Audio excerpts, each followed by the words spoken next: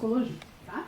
Aí encontrei um artigo do finalzinho do ano passado, publicado no final de 2018. Um artigo com um desenho bem interessante, com uma quantidade significativa de estudantes.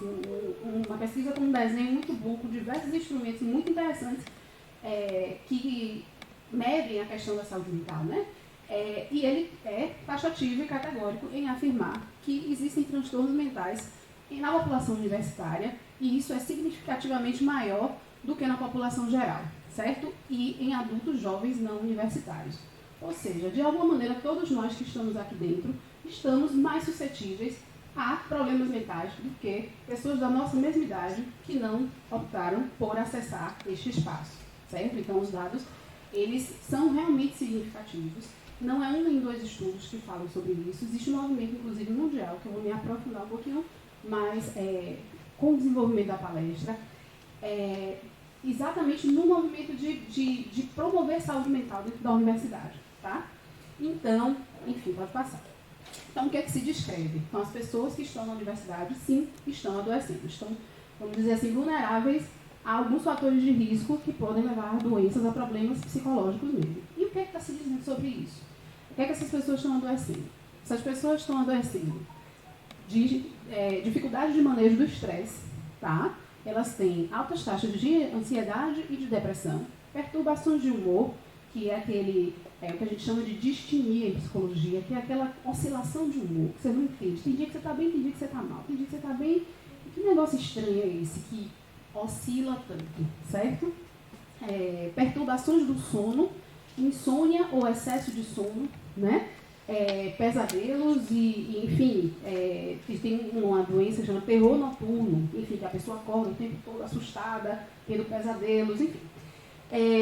Transtornos alimentares, né? Compulsão alimentar, anorexia, bulimia, certo? Uso e abuso de substâncias psicoativas, álcool e drogas, né? Maconha, cocaína, enfim. Então, as pessoas que estão na vivência universitária, que estão dentro do espaço universitário, elas têm uma tendência a buscar essas substâncias, né, para poder, de alguma maneira, enfim, compensar, né, algum sofrimento decorrente da vivência acadêmica. E os comportamentos autolesivos, que vocês já devem ter ouvido falar em automutilação e tentativa de suicídio, né? A gente fala também na questão do suicídio não consumado, né? Então, os estudos, eles, inclusive, esse material que eu trouxe, que tem esses dados, ele é uma pesquisa internacional grande também, e ele tem uma literatura muito robusta de estudos de diversos lugares do mundo, e tudo isso aí é descrito e é muito comum, né, para todos, tá? E aí sim, eu acho que, diante dessas informações, né, das minhas vivências subjetivas, ao momento que eu chego a dados objetivos, brutos, a partir de estudos realizados, escalas aplicadas, uma quantidade grande de alunos, né, eu já posso sim afirmar que tem alguma coisa aí na vivência universitária que coloca os estudantes e os professores, né, colocam as pessoas que estão envolvidas nessa vivência numa condição de risco para a saúde mental, tá? E aí eu fui me perguntar o que é que tem nessa vivência que torna efetivamente um fator de risco, né, à saúde mental. E é isso aí que eu vou responder para vocês aí nos próximos momentos, tá certo? Boa tarde. Pessoal do Serviço Social. Sejam bem-vindos. Vou se acomodar aqui.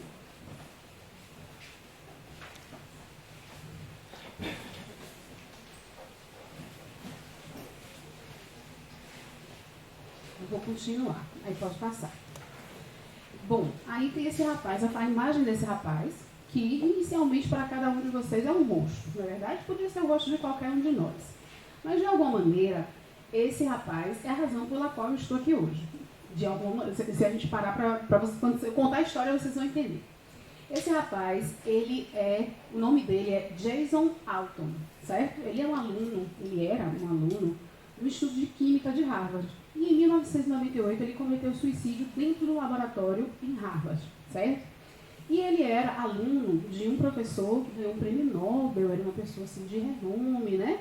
E a comunidade acadêmica ficou muito chocada porque ele se suicidou e ele era ótimo. Nossa, mas ele era ótimo, mas era um aluno tão bom, Por que ele se matou? Era um aluno que tinha boas relações dentro do campus, que tinha uma boa produtividade acadêmica, mas alguma coisa da vivência dele fez com que ele escolhesse aquele contexto para poder tirar a própria vida, certo? Então, o Jason, isso foi em 1998, né?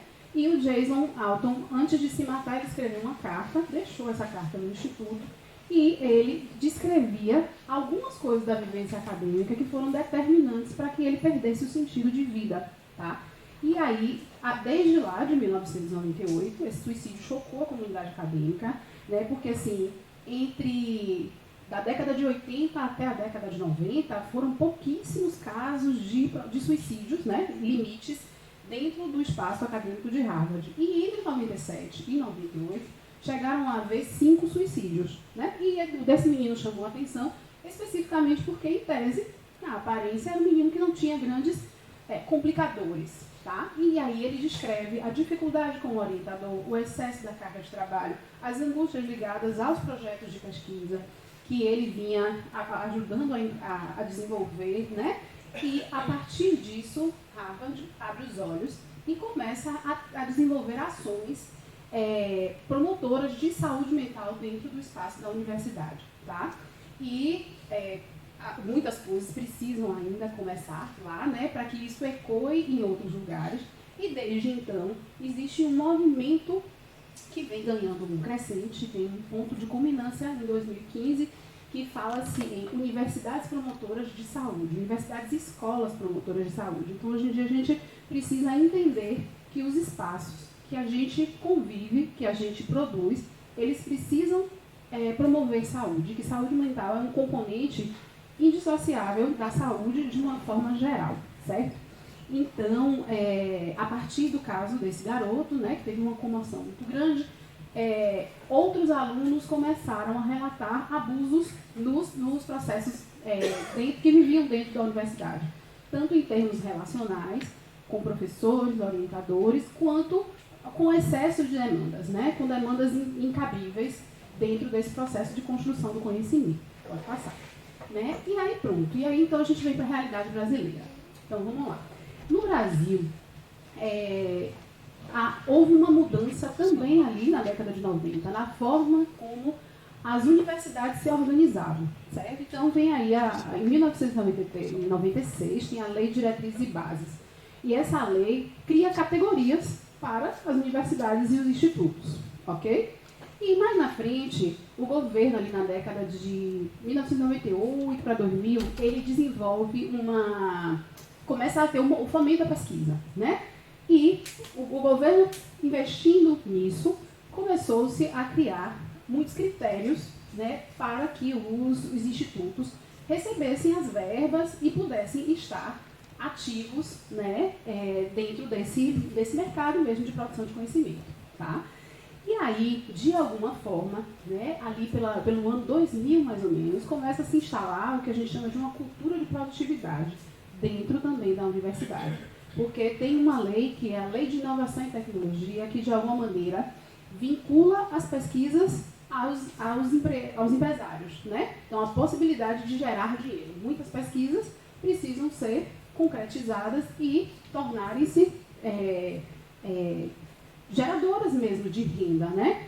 E começou a surgir uma pressão muito grande dentro de diversos institutos no Brasil para que essa produtividade acadêmica botasse essa roda para girar, certo? Então, de alguma maneira, existe alguma pressão externa que as universidades começam a receber, efetivamente, e elas precisam responder desse lugar para continuar recebendo as verbas, administrando tudo que é necessário, as bolsas, enfim, tudo que é necessário para que a pesquisa continue evoluindo, tá? E a questão da saúde mental, ela impacta tanto alunos de graduação quanto alunos de pós-graduação, tá? E na graduação, o que acontece? A gente na psicologia pode falar o anterior mesmo.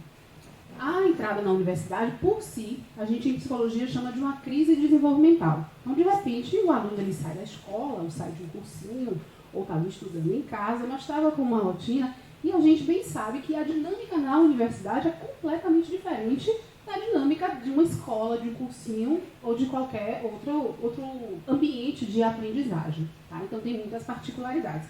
E isso demanda a necessidade de se adaptar ao novo contexto.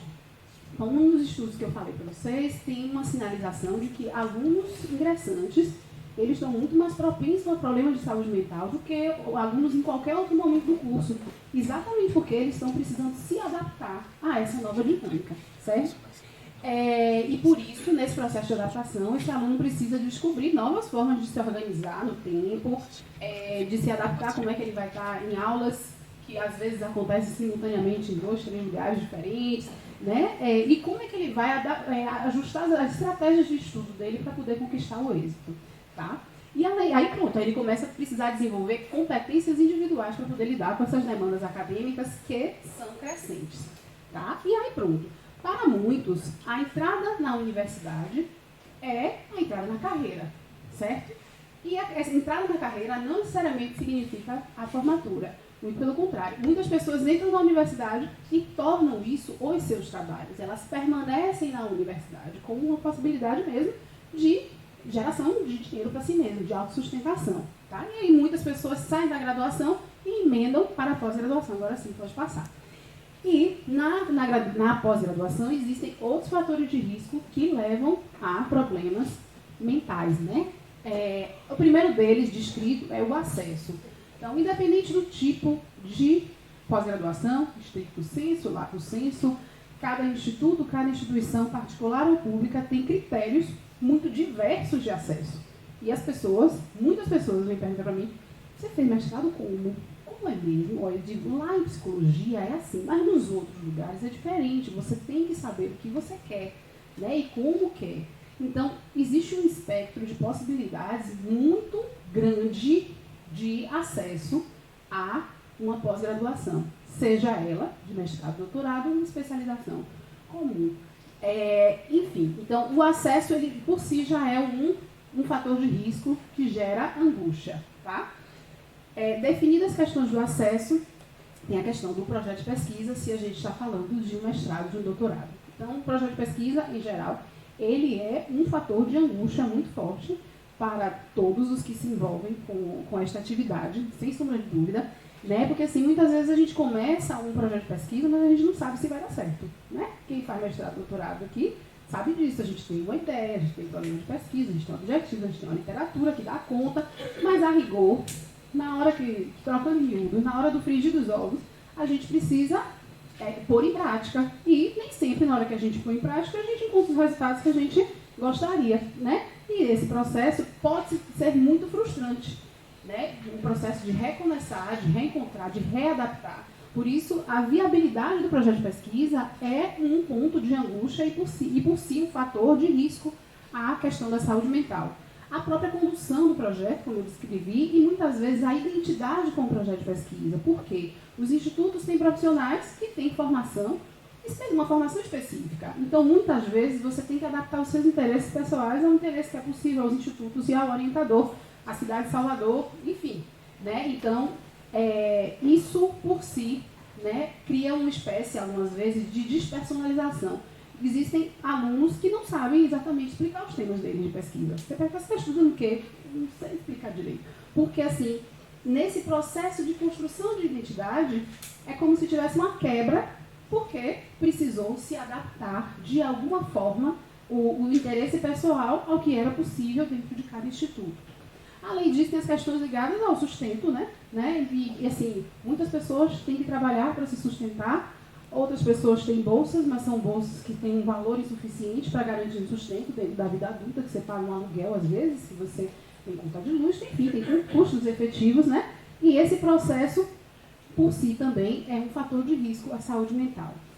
Outro ponto sensível, extremamente descrito, virar de cabeça para baixo, é a relação com o orientador, tá? Então, a relação com o orientador, a relação de professor, é uma relação de poder.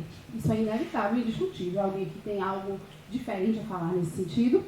Né? Então, é uma relação de poder. E, portanto, uma relação de ego também. Né? E a gente precisa ter esse lugar bem trabalhado, para que a gente não entre no lugar do abuso de poder, né? E de uma submissão inquestionável, né? Por parte dos alunos. Então, esse, sem sombra de dúvida, é o ponto mais crítico, mais mal descrito e assim, vamos dizer assim, talvez um ponto central quanto aos fatores de risco para a questão da saúde mental de alunos de pós-graduação, certo? Além disso, por conta dessa questão que eu trouxe para vocês, da cultura da produtividade, se criou um estímulo à competição. Então, tem que ter uma quantidade de artigos publicados, tem que ter uma produtividade que, de fato, seja expressiva para a sobrevivência mesmo dos institutos e das pesquisas, enfim, e da produção de conhecimento no Brasil, né? E, além disso, não sei se vocês já ouviram falar desse termo que chama síndrome do impostor. Alguém aqui já ouviu falar disso? Muito bem. Então, assim, muitas vezes... O que foi? Foi? Então, pronto. Muitas vezes, a gente está tão imerso na nossa pesquisa e a gente estuda muito sobre uma determinada coisa que a gente esquece de saber as outras coisas, né? E isso dá um sentimento, muitas vezes, de que eu não sei nada. Eu sei muito sobre isso, então eu não sei nada. Entendeu? Então, muitos alunos mesmo de doutorado, você é doutora em psicologia, parece que você sabe tudo de psicologia, mas aí pergunta, eu me lembro, inclusive, na época que eu estava no meu mestrado, a minha orientadora, né, tem uma coisa assim, bem básica em psicologia, que é a questão do desenvolvimento, tem o Piaget, que fala do desenvolvimento cognitivo, e eu me lembro que, inclusive, eu tomei como uma coisa muito positiva para mim, porque ela virou para mim e fez assim, qual é a ordem mesmo daquelas fases de Piaget que eu não sei? Aí eu olhei para a cara dela, ela doutora, pós-doutora, e ela não estava se obrigando a saber mais aquelas ordens todas, não, e eu achei aquilo ali muito legal, porque efetivamente ela estava preocupada com outras construções, entende? Mas essa foi uma leitura minha. Mas esse, eu não sei as ordens lá do desenvolvimento que eu trouxe para vocês, pode ser um fator que se a pessoa não tiver com autoestima legal, não, mas como é que eu sou doutora e não sei quem, eu não sei algo que é tão básico que está lá na graduação, e aí a pessoa se cobra. Então, assim, a gente precisa entender que... Passei para ver se o próximo é o que eu vou fazer. Ah, não. Então, pronto. Então, assim, parece que a vida acadêmica é, grande parte do tempo, uma eterna confusão. Essa daí é uma chavezinha que tem a descrição da vida acadêmica, né? Você começa lá em cima com um novo tema, aí fica confusão, frustração, falta de esperança, epifania, aí dá um estalo, aí você desenvolve, realiza e começa isso num novo ciclo, numa nova disciplina, numa nova pesquisa, num novo projeto. E é da característica do trabalho acadêmico a gente passar por muita confusão, por muita frustração, por muita falta de esperança. E isso, efetivamente, se a pessoa não tiver um amortecedor bom lá na psique, ela adoece, certo? Ela se sente realmente muito impotente e ela pode vir a adoecer. Aí pode passar, que agora eu estou chegando no ponto que eu queria. Então, pronto. Então, a gente precisa, quando eu trouxe para vocês o exemplo de alguém que é muito tranquilo com não saber algo muito básico de uma área de saber, e alguém que se cobraria muito em saber, a gente está falando de variáveis individuais, certo? Então, quando eu estou falando de saúde mental, eu estou falando de um fenômeno extremamente complexo e multideterminado. Então, a gente tem variáveis micro e macro. Okay? Nos fatores micro, a gente tem a questão genética, individual, familiar e da própria rede de apoio. Tá? Então, a gente sabe, hoje já é definido que, por exemplo, a depressão tem uma variável genética. Se você tem pessoas com depressão na sua família, tem uma probabilidade de você ter. Isso não significa que genética não é destino, a gente já sabe disso. Entendeu? Mas existe uma probabilidade da pessoa vir a desenvolver. Tá? Existem fatores individuais. Tem pessoas que têm uma autoestima diferente e recebem críticas, sugestões de maneira muito mais tranquila. Outras nem tanto. Né? Tem fatores familiares, a própria questão de rede de apoio. E os fatores macro, a gente tem as questões institucionais, as questões políticas e sociais. E o que eu chamo de aspectos psicodinâmicos, que nada mais é do que a vida acontecendo. Certo? A vida em movimento para todo mundo. É o trânsito que engarrafou e atrasou para fazer alguma coisa.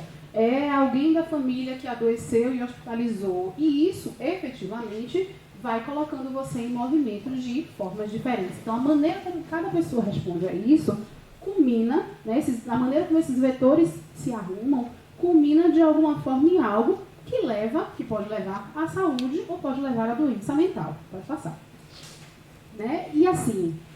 Então, vocês entenderam que existe uma complexidade muito grande no bojo desse fenômeno. Agora, tem que vamos dizer assim, que bota lá uma dificuldade adicional, certo? Então, quando a gente fala de saúde mental, ainda em 2019, novembro de 2019, E ainda é um tabu falar sobre problemas psicológicos, sobre doença mental, né? Então, muita gente, por exemplo, eu trabalho com algumas crianças que chegam a mim muito cedo, com 8 anos, 10 anos, e dizem para os pais, não conte a ninguém que eu faço terapia, por exemplo, né? Porque as pessoas vão dizer que eu sou maluca, né? Então, a gente tem uma cultura, especialmente aqui na cultura ocidental, que minimiza as questões emocionais, né? Valoriza muito o fazer, valoriza muito a produtividade, e no momento em que a gente produz, a gente acaba esquecendo e negligenciando alguns valores que são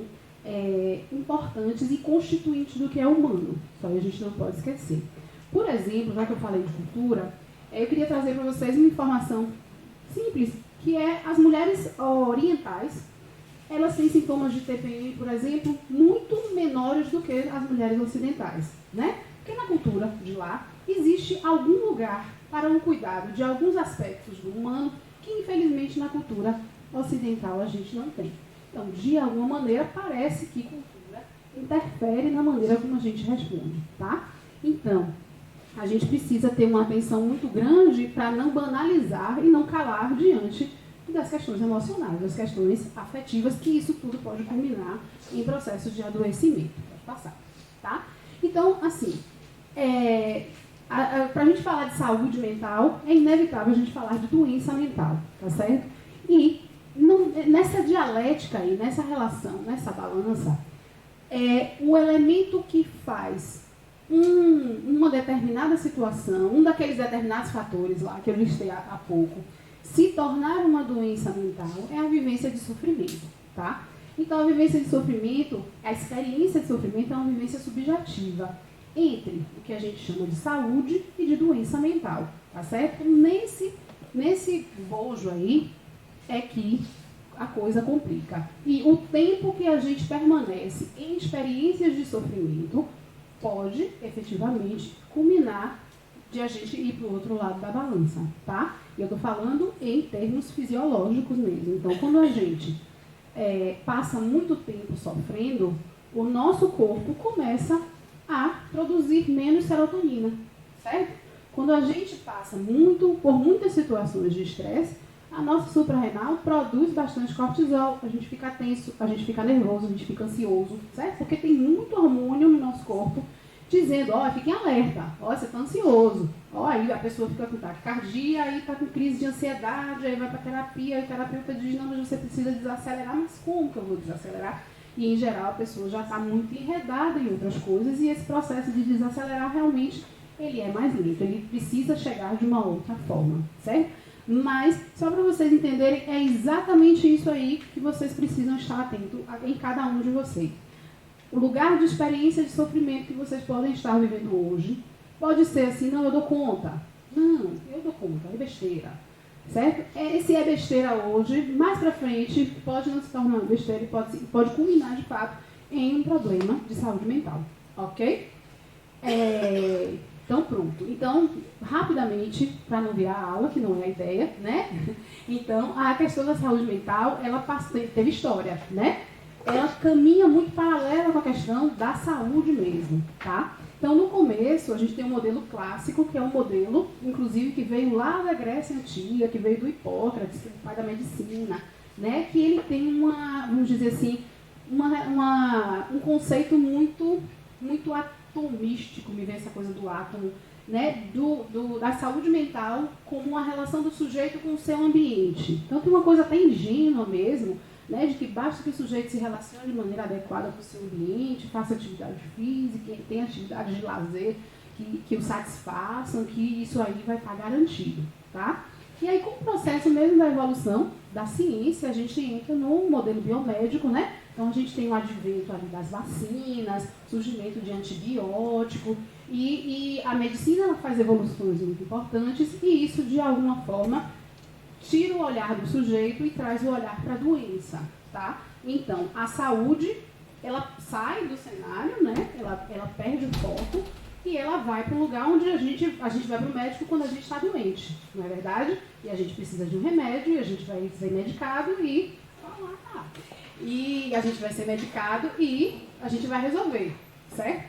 E efetivamente, esse lugar do modelo biomédico é o que contribui para que a saúde mental também ainda seja um tabu, porque é no momento que se institucionaliza, que tem os manicômios, que tem as instituições para deficientes mentais, né?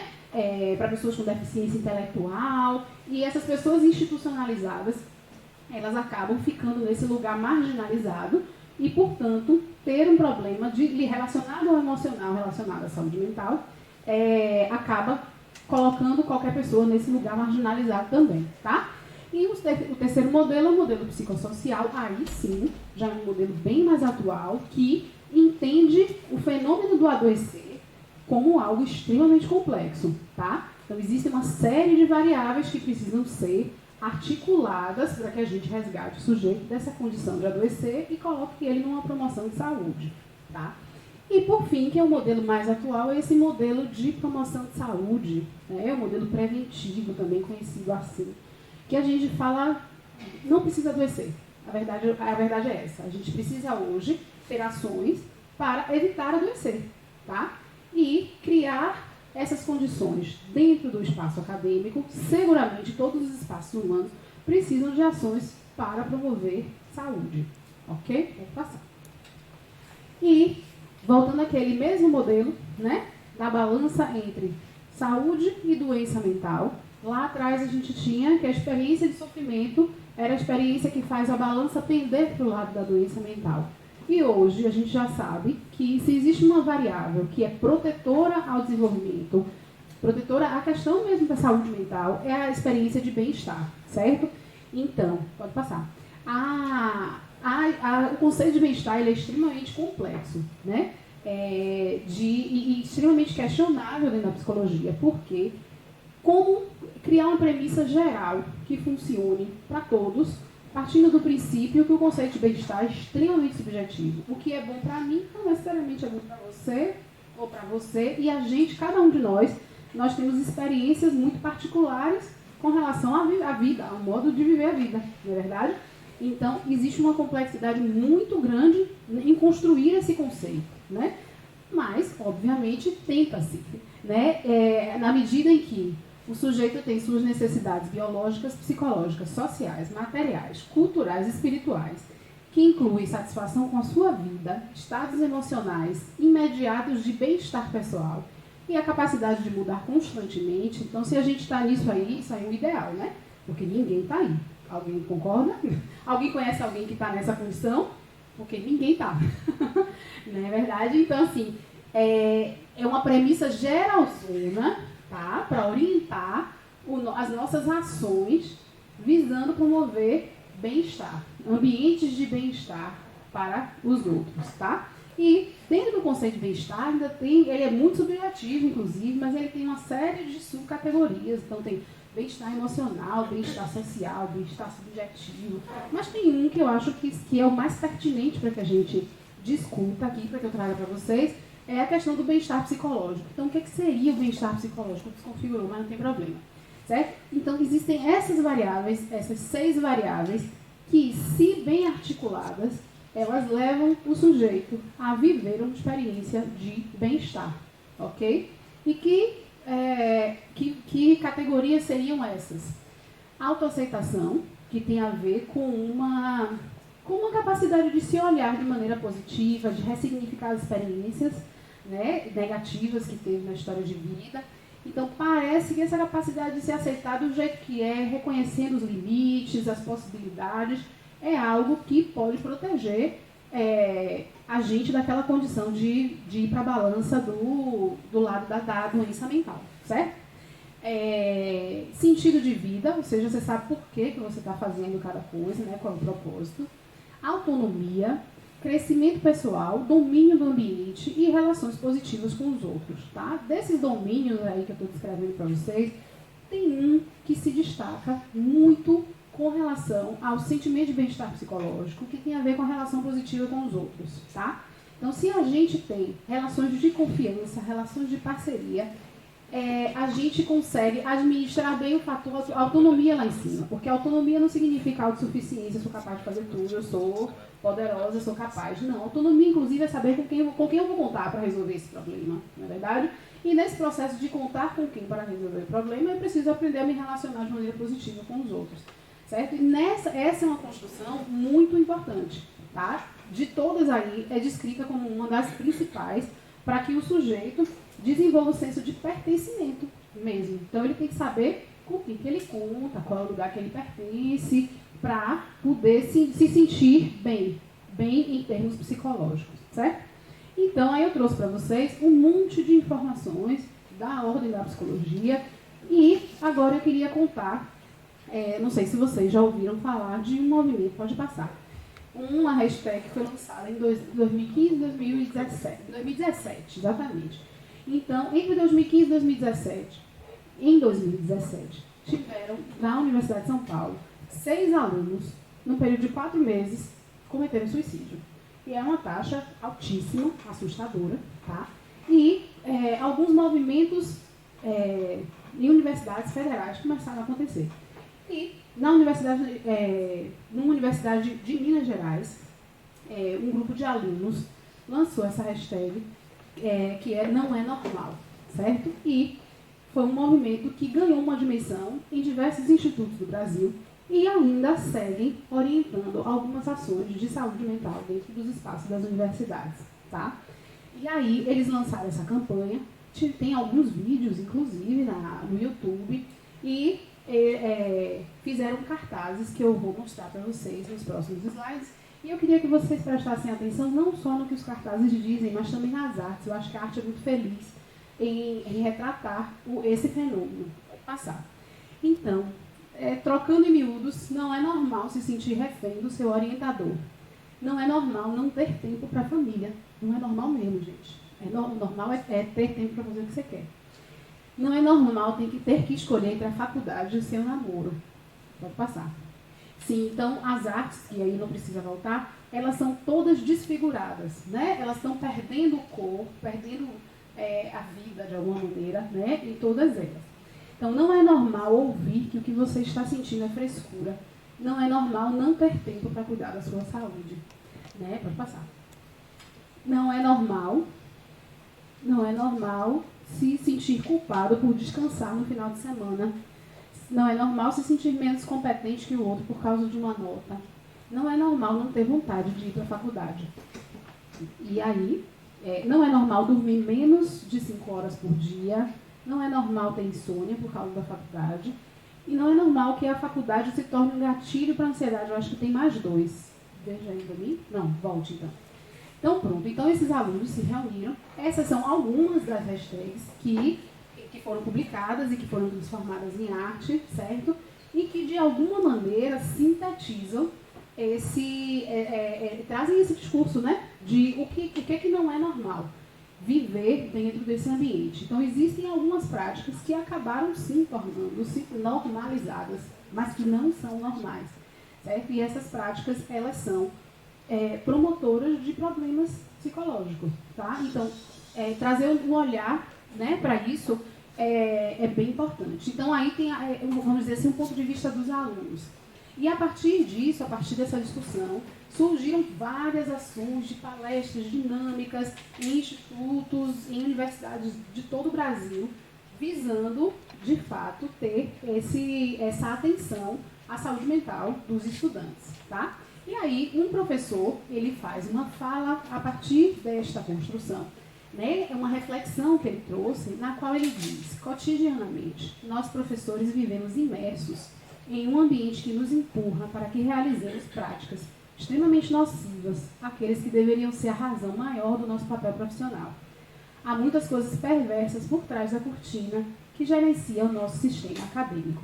E dessa fala, a coisa que mais me chamou a atenção foi: estamos imersos num ambiente que nos empurra para que realizemos ações agressivas, né, nocivas. Então, assim, como assim nos empurra?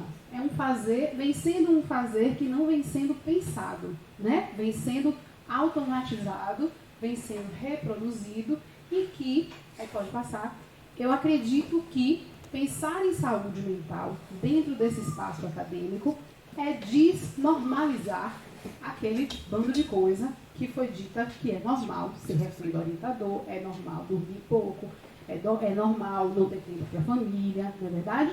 E aí eu fiquei pensando, de fato, o que é normal, efetivamente.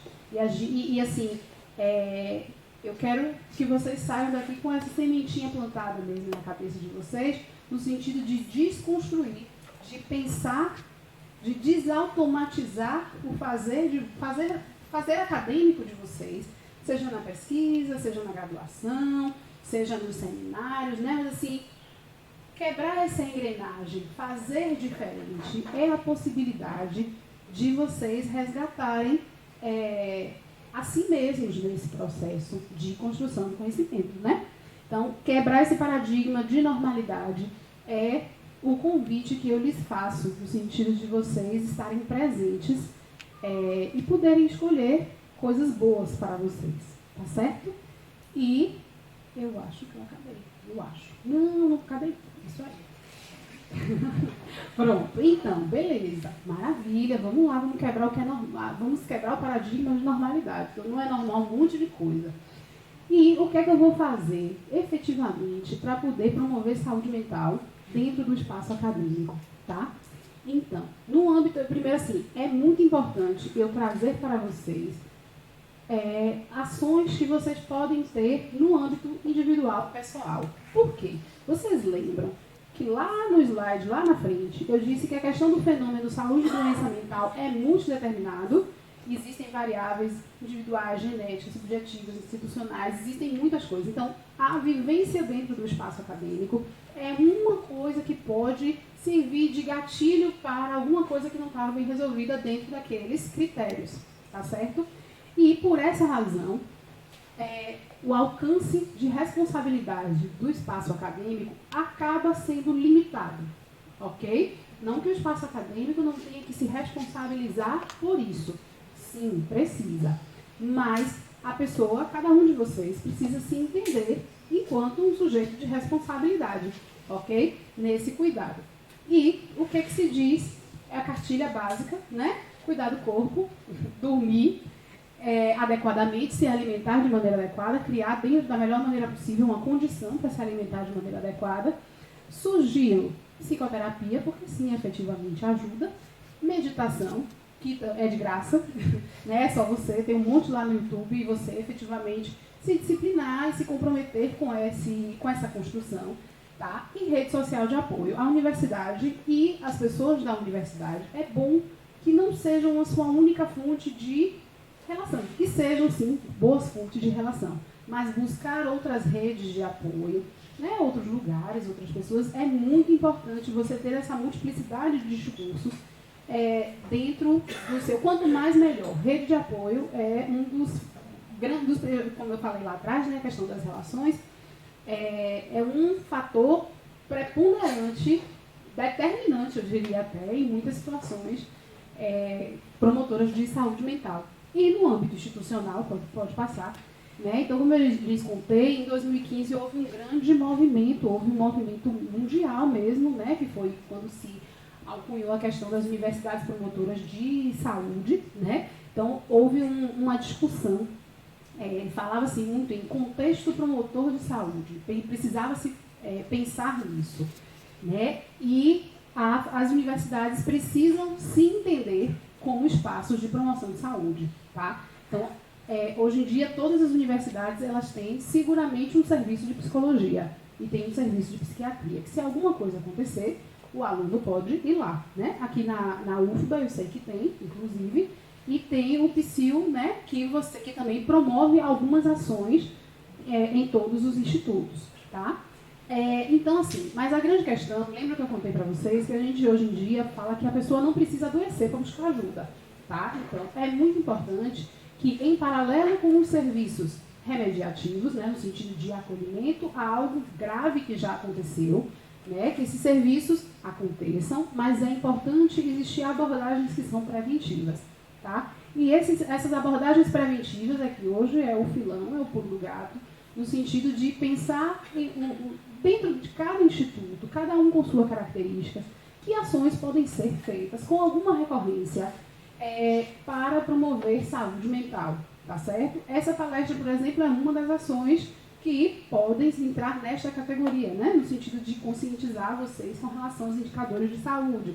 Pode ser uma caminhada, pode ser enfim, cada instituto tem a sua característica e deve se sentir livre para poder desenvolver ações nesse sentido, certo?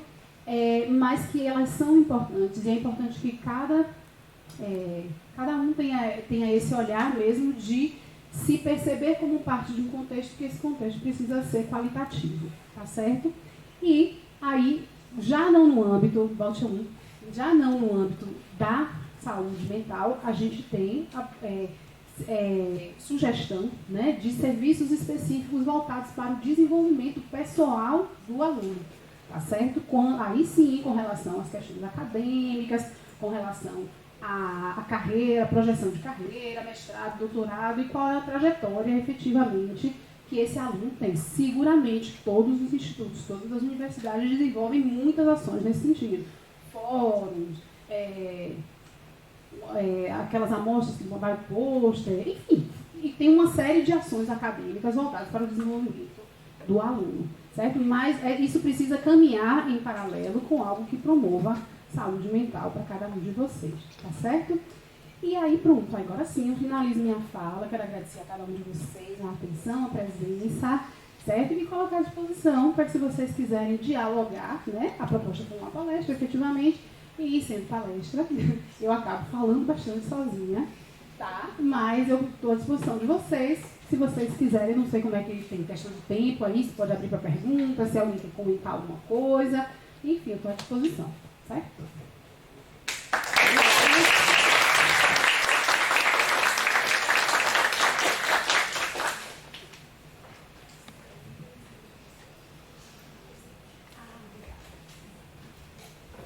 Bem, gente, a gente vai abrir para perguntas, obviamente, né, da plateia, também do YouTube, se aparecer alguma pergunta. Agradecer a Liliana pela palestra.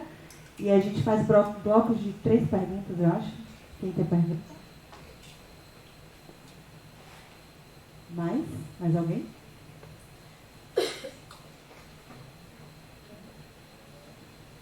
Então, vou passar para vocês aqui.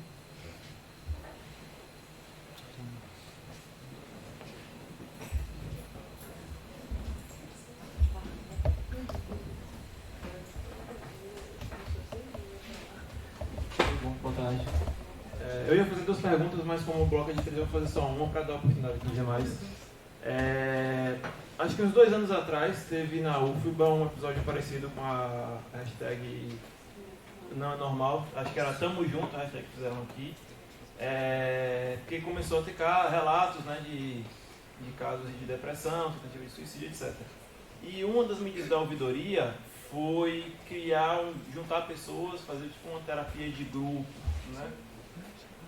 Eu fui em alguns encontros desse grupo e ele acabou se desmanchando porque você tinha várias pessoas em situação de vulnerabilidade e sempre que alguém passava por um momento difícil, confessava no grupo e outras pessoas começavam a ter outros gatilhos, né?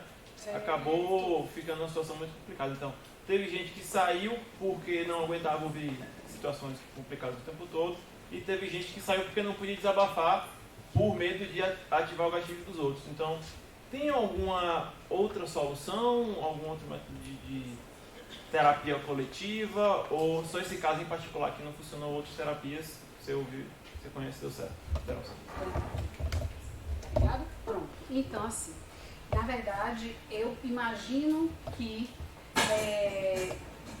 tenha sido apenas uma questão de condução. Eu imagino que um espaço para falar sobre esses abusos, né, precise ser construído com muito cuidado, exatamente para poder garantir a segurança de todos os que estão ali envolvidos, certo?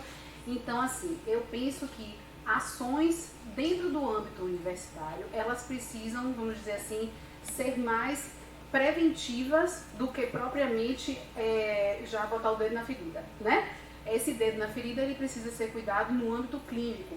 Né? No âmbito clínico pode ser, inclusive, nem dentro de uma terapia de grupo, mas isso aí precisa ser construído de uma maneira em que as pessoas implicadas, elas de fato se sintam seguras e possam compartilhar da experiência, mas sempre focando na construção de possíveis soluções para sair daquilo.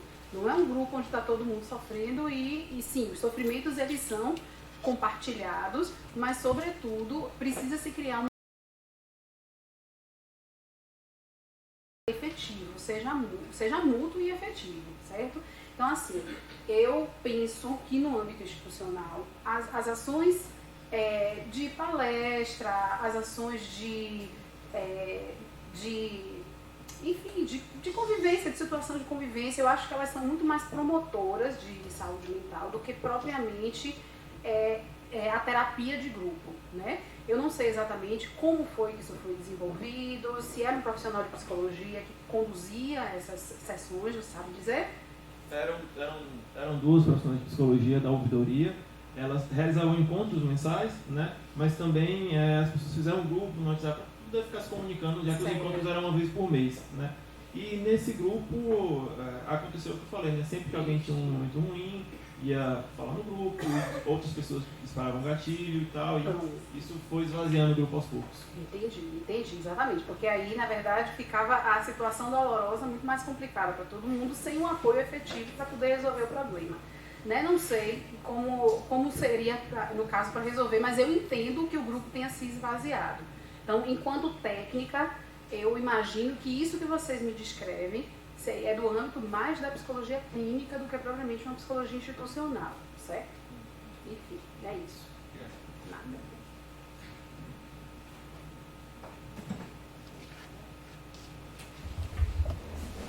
Boa tarde a todos.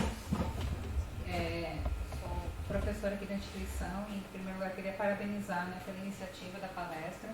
Divulguei para várias pessoas e consegui trazer os alunos do serviço social hoje, aceitaram, né, o convite, a proposta, eu sugeri a eles no espaço da minha aula, porque entendo também a necessidade e a importância dessa temática. E como eles nos colocaram, e já ouvi também muito esse comentário, ainda é muito insuficiente, muito pouco o que se faz nesse sentido, diante dos números cada vez mais alarmantes, né, de situações de pessoas em sofrimento psíquico, casos de suicídio, e sem falar nas consequências, eu não diria que menores, né, mas que não são tão extremas como no caso um suicídio, uma automutilação, coisa desse tipo, que pessoas que simplesmente abandonam o curso, desistem, porque sentem que não conseguem dar conta, né, desse excesso de atividades e tudo mais.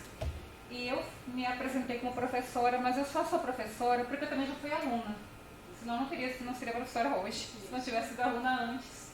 Então a gente tem essa coisa de vivenciar, né, os dois lados, né, enfim, e só que infelizmente o que eu observo, né, como professora agora, é que parece que quando você se torna professor, você parece que esquece que já foi aluno antes, né, na prática. Então, acho que é algo muito recorrente, né, e eu vejo muito disso, uma crítica que se coloca muito e que eu concordo também, é que muitas vezes talvez essa incidência não seja tão grande nos cursos de licenciatura, mas em outras áreas eu acho que é muito frequente que os professores, eles não têm uma formação pedagógica, didática. Eles têm o conhecimento da área, né, o conhecimento teórico, porque assim, eu queria insistir num ponto que você coloca aí, e que eu concordo muito, né, que eu tenho uma experiência muito vasta como professora de língua portuguesa, e eu tive o privilégio de trabalhar desde maternal até ensino médio. Então, eu tenho uma vivência muito grande dessa questão das fases, que eu falo de Piaget, né, do desenvolvimento cognitivo, sensório motor, enfim, né, desde maternal, criancinha pequenininha, até ensino médio, passando por todo o fundamental e agora, então, no ensino superior, com pessoas adultas, né.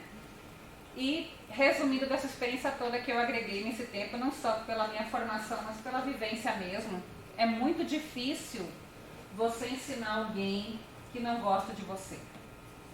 Eu não estou dizendo, é impossível agradar a todos, né? Enfim, e o papel primordial não é talvez necessariamente angariar a simpatia das pessoas. Mas por que não? Sim. Né? E parece que tem pessoas que às vezes se preocupam de menos com isso. Não que deva ser a prioridade, né? Mas assim, todo o processo que envolve educação e formação, isso vale para os adultos também, e infelizmente muitas pessoas esquecem disso, tanto estudantes, colegas quanto professores, passa pelo âmbito de uma relação. Então, uma relação muitas vezes curta, rápida, que pode durar um semestre, né? Enfim, mas é uma relação. E como é que a gente se preocupa em construir essa relação? Né? Como é que a gente consegue, eu falo isso não só como professora, os próprios colegas também, a capacidade que acho que todos nós precisamos desenvolver, eu acredito muito nisso, de olhar para uma pessoa e ver que diante de você tem um ser humano que é diferente de você, que é complexo, que tem necessidades, que é imperfeito, que tem defeitos, que tem também muitas qualidades, assim como você. Essa questão da empatia mesmo, de olhar para o próximo, né? Então são coisas pequenas que muitas vezes, em meio a tantas demandas, a um volume de gente, né? E eu fico imaginando, né? Essa turma, por exemplo, aqui é de primeiro semestre, as pessoas que chegam e caem meio que de paraquedas, as pessoas que vêm de fora, que tem que passar por todo o processo de adaptação, que envolve sair de casa, deixar a família morando no interior, morar sozinho, morar com um colega, ou enfim, para uma cidade grande como essa, né? Para uma universidade grande, que tem mais de 36 mil alunos, enfim, os desafios que isso compreende. Né? E como a universidade, nesse sentido, realmente eu faço, enquanto parte, né, dessa instituição, enquanto membro vinculado à instituição, que eu amo muito, por sinal, essa meia-culpa, né, que a instituição está realmente falhando em acolher melhor essas pessoas. E os resultados a gente vê por aí. Então, assim, acho que realmente essa iniciativa do PSIL, outras, eu penso que cada unidade deveria pensar alguma coisa mais específica em relação a si mesma, algo que eu critico muito e que pode parecer até algo simplesmente logístico, mas afeta o pessoal que às vezes faz, como você falou, né? Estuda num lugar, a aula seguinte já em outro, e aí esse deslocamento, tudo isso gera ansiedade, gera série de situações, enfim, que vão desgastando também a questão emocional, né? Eu até queria fazer uma proposta, assim, eu acho que cada unidade deveria ter um olhar muito especial, muito cuidadoso, principalmente com o primeiro semestre de cada curso, dos calouros.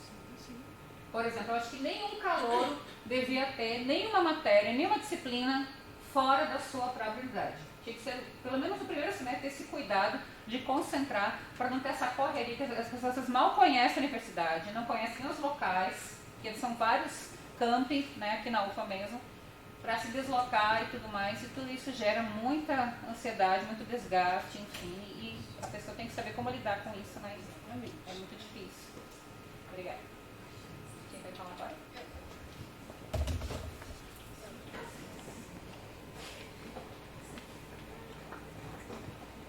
Boa tarde. Eu sou aluna aqui de matemática, sou aluna, na verdade estou com o doutorado trancado agora.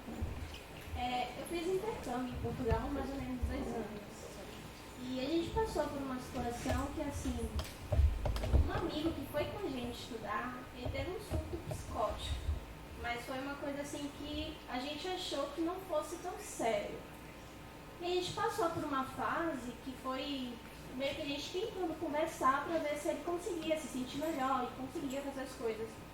Só que chegou um nível que, assim, a gente ficou com medo de ficar em casa com ele. Ele saía e se embriagava e dizia que estava tentando tomar coragem para se matar. Assim, pra mim foi uma coisa muito traumática. Porque, por exemplo, hoje em dia quando alguém me fala que está com problemas de depressão ou alguma coisa assim, eu não tento ajudar. Porque foi uma pessoa que eu tentei ajudar e que terminou de uma maneira muito ruim. Então eu queria, assim, fazer uma pergunta, meio que até que ponto a gente pode ajudar, até que ponto a gente pode se envolver. Porque, por exemplo, a gente, matemática, a gente sofre muito com ansiedade. Eu acho que é uma das características principais do curso. Só que, assim, a gente se ajuda muito. Por exemplo, os meninos, eles fazem academia junto, por exemplo, que é atividade física e ajuda muito. Mas, assim, a gente acaba ouvindo muitos problemas e, às vezes, a gente se envolve muito. Eu não sei se isso ajuda, ou sim, até que ponto isso ajuda, ou se a melhor forma é realmente dizer, olha, procura um psicólogo. Perfeito, sua pergunta, maravilhosa, inclusive. Assim, eu vejo esse relato seu, inclusive fora da universidade, em alunos de escola, né, que estão no ensino médio, e inclusive esse discurso da questão do suicídio, né, dos problemas de automutilação, eles estão em outros espaços também, tá?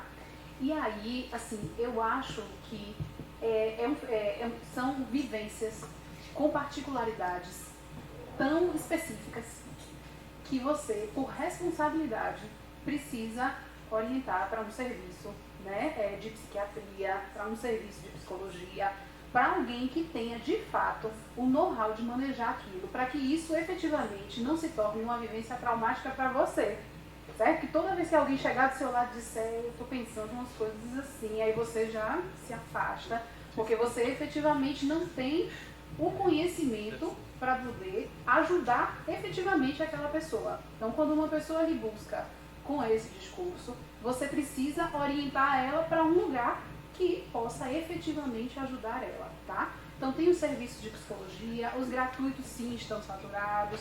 Eu não sei como é que anda o serviço de psicologia daqui da UFBA, mas tem o CVV, que inclusive é por telefone, né? Que é o Centro de Valorização à Vida, né? Então, assim, quando você traz a questão de um surto psicótico, né? Então, assim, existem algumas essa questão do surto é um termo que está muito no social, né?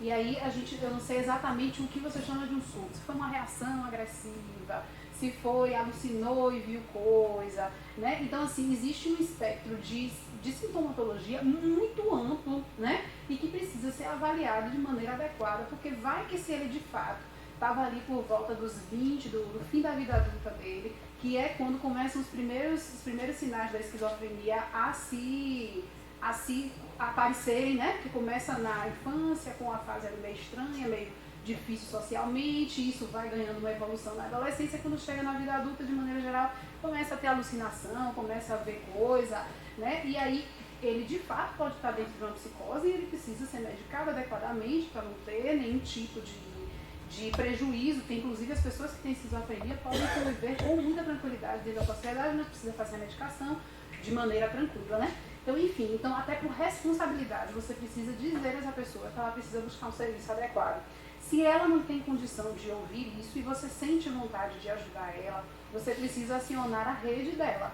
Não sei se tem alguém da família que pode ser acionado, no sentido mesmo de se ela não está em condições de cuidar de si mesma, né? Não está com as capacidades mentais dela tranquilas para dirigir isso para o autocuidado, ela precisa de alguém que se responsabilize por isso.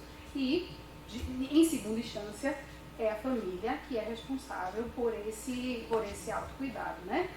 Enfim, o que eu estou querendo lhe dizer é da sua humanidade você ver, perceber, querer ajudar, mas, sobretudo, você entender qual é o seu limite de possibilidade ali dentro desse acolhimento, né? Então, muitas vezes, encaminhar para um serviço, dizer que você conhece alguém que fez terapia e pegar um número e levar, ir junto, e aí gostou, não gostou, enfim, você ajuda mais efetivamente do que trazer isso para si mesma como algo que se torne um problema seu, né?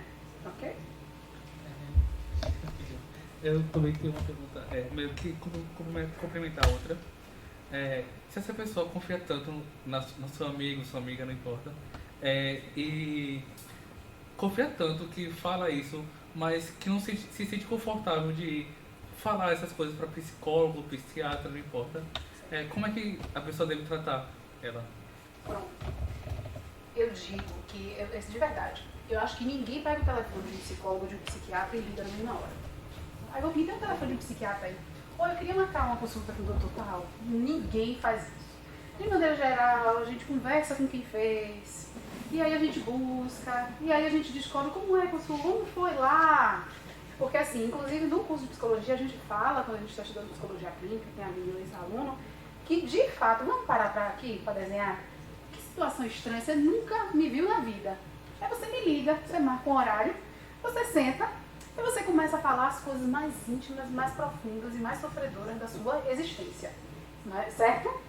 E, de fato, É estranho? É. E é exatamente por ser estranho que muitas pessoas têm resistência a buscar esse suporte técnico, ok? Então, pronto. Para começar a responder sua pergunta, e com esse relato eu quero lhe dizer o quê? Essa busca pelo serviço adequado, ela é construída, tá? E uma pessoa que confia muito em você, que lhe conta os problemas mais profundos e os afetos mais profundos dela, talvez é exatamente nesse momento que você pode começar a conversar com ela, no sentido de, vá lá, experimente. Por que não? Pode ser uma alternativa, né?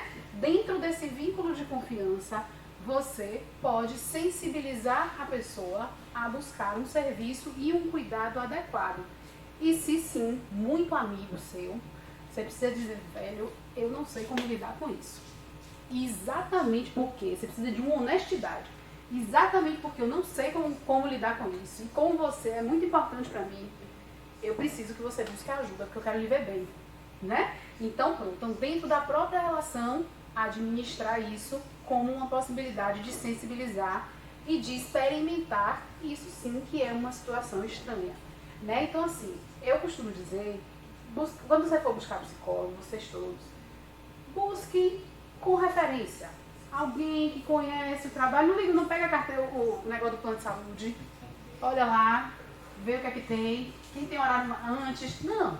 Né? De fato, é uma relação muito especial, é um vínculo que precisa ser construído, né, num nível muito básico para que um trabalho aconteça, e por isso é bom que vocês construam isso de uma maneira segura, né? Vocês vão para um lugar, sim, onde uma pessoa estudou e a pessoa desenvolveu, tem técnicas para poder lhe ajudar a sair de situações, a lidar com as emoções, enfim. Mas é bom você saber como é que essa pessoa faz isso, né? Então, dentro da psicologia tem diversas áreas, vocês podem ler. Isso aí, conhecimento é uma coisa hoje em dia tão acessível, né? De vocês buscarem quais são as áreas, o que é que se identificam, para poder vocês terem, de fato, uma rede efetiva de cuidado, certo? Boa tarde, meu nome é Sandra, eu sou de pedagogia, eu sou formada em História e estou na segunda formação. Sou aluna de Ellen, daqui, porque a pedagogia transita, né, nas licenciaturas. E assim, quando você trouxe nos slides aquela provocação que fala em relação que é essa questão de estar na universidade, de você, você não ter tempo para sua família, você parar um namoro por conta de um processo, das suas demandas, isso foi bem forte, né, em todos os espaços da universidade, em qualquer hierarquia de formação. Então, assim, eu acho que isso deveria ser mais problematizado, mais falado, sabe? Desses processos, intencionar formas de conversar sobre essas realidades. Porque a gente se cobra muito, no final de semestre, por exemplo, a gente é bombardeado aqui. Bombardeado por exemplo, você pega 6 disciplinas, são várias coisas ao mesmo tempo para você dar conta, e chega um momento que você não dá conta daquilo, e você fica sem dormir, de fato. Você realmente não tem nada de vida, nada de vida social, não existe vida social. Eu acho que como a professora colocou, de serviço social. O professor também se colocar naquele espaço do estudante, né? Perceber que ele passou por aquele processo, ele também se autoavaliar em relação a essas demandas. E outra situação em relação a essa vivência que acontece lá na pedagogia, como a Faculdade de Educação é bem engajada nessas relações de ter mesas para estar falando dos processos, até com esses ataques da educação, isso é muito falado. E por conta desses ataques e por conta da forma que é colocada sempre a área de educação menos importante, né? As licenciaturas em si, lá tem essa coisa do resgate, do enfrentamento, né, nesses processos, de perceber possibilidades de enfrentar isso e se manter nativa, vivo, né? Então lá tem um coletivo de professores negros, que é uma realidade que está se formando cada vez mais forte. Professores que são militantes de várias áreas, que transitam também nos cursos, e lá eles trazem propostas. E aí essa semana começou lá na pedagogia, e com certeza isso vai ser visto em outros espaços aqui na UFBA, que é um momento que vai ser entre segunda, terça e quarta de uma semana, sempre todas as semanas, de 1 hora, onde a universidade vai parar, a faculdade vai parar, para sentar com estudantes, professores e técnicos e falar dessas demandas que passam por essas situações e também a nível de ataque mesmo, como a gente vai se ouvir e vai também enfrentar todos esses processos que a gente está vivendo nesse momento.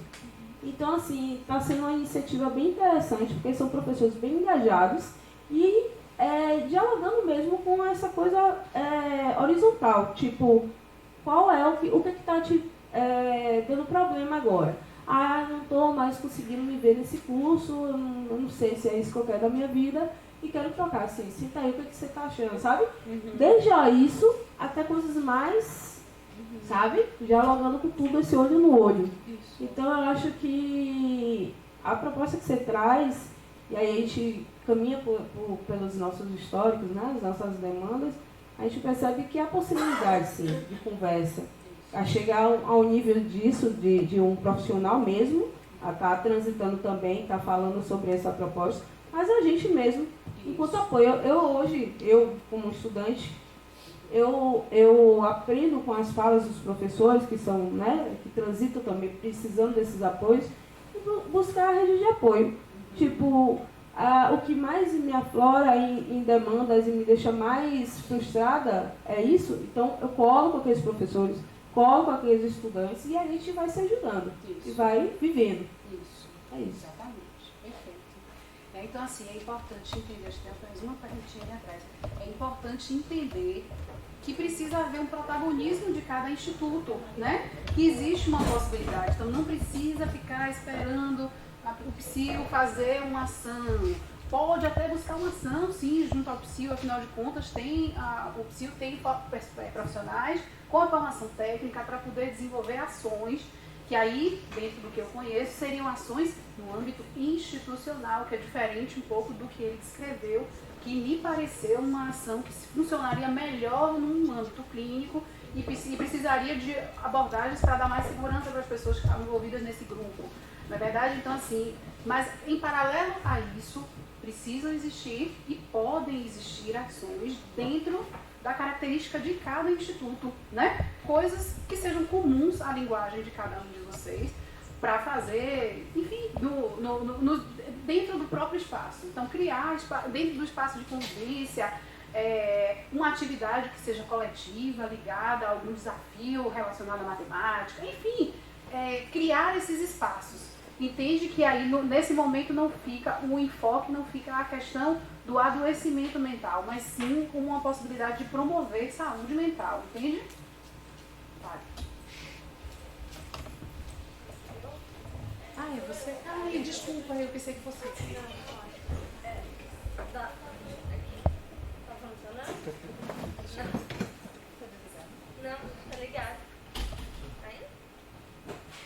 Eu posso falar alto também. Porque até onde eu sei, então, estão gravando aí, você precisa do microfone. Entendi. O máximo você vai vir aqui falar comigo. Ah, meu Deus. Pode falar alto. Pode falar alto. Ainda bem que eu não sou tímida. Que bom!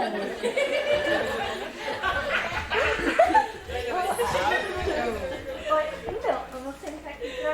É de boa. Meu nome é Maria Rita. Primeiro, eu acho muito legal essa iniciativa e tudo mais da palestra.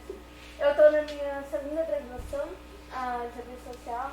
A primeira eu abandonei por transtorno mental, que eu fazia o Unesp em História. Eu abandonei no último ano, porque aconteceu um episódio de um assédio de um professor, assédio moral. E é importante a gente parar para pensar também um recorte de gênero na questão de assédios. Até mesmo não somente sexuais, mas assédios morais. Porque o que acontecia muito na Unesp é que os professores assediavam alunas como se nós fôssemos burras, incapazes, a ponto de jogar livros assim na gente, porque não gostava Era uma coisa assim insana mesmo. E muitos alunos, alunas saíam chorando da sala de aula e era recorrente. Sexo 7 agora. Oi? assédio. Sim, mas é assédio moral mesmo. E quando fizeram isso comigo, de olhar pra mim e falar, ai, você não sabe o que é um trabalho, você é uma mimada. E tipo, eu trabalho desde os 14 anos, sabe? O professor não sabia da minha vida, nada. E na hora que ele falou isso, eu tava no celular, porque eu tenho síndrome de pânico há anos.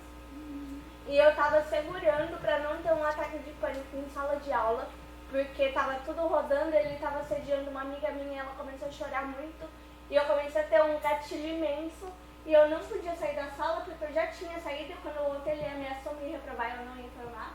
E aí ele fez tanta coisa assim que eu comecei a ter um lapso e meu pânico ele é vinculado com despersonalização, não é somente pânico. Então aí começou uma coisa muito tensa e eu comecei a chorar e ele começou, pronto, vai chorar agora. Ele fez uma votação em sala de aula para ver se ele parar a aula ou não pra me tirar da sala, sabe? Então assim, a sorte é que como eu faço tratamento muito tempo, eu tive esse episódio, no dia seguinte eu já fiquei bem e eu fui atrás da justiça, porque eu pensei, isso daí já é um assédio moral em nível civil, não é mais institucional. Só que o problema era, os outros alunos que eram testemunhas ficaram acuados, porque iam reprovar. E a gente já estava no último ano, não tinha como, sabe? E daí eu tentei negociar com o departamento, tipo, olha, não me obriga mais a entrar na sala de aula com ele, que eu não quero. E o que aconteceu foi que tudo que queriam negociar comigo foi, não, mas o professor vem aqui, ele te dá um abraço e pede desculpa. Nem fodendo, desculpa aí, mas nem ferrando que eu queria isso, sabe?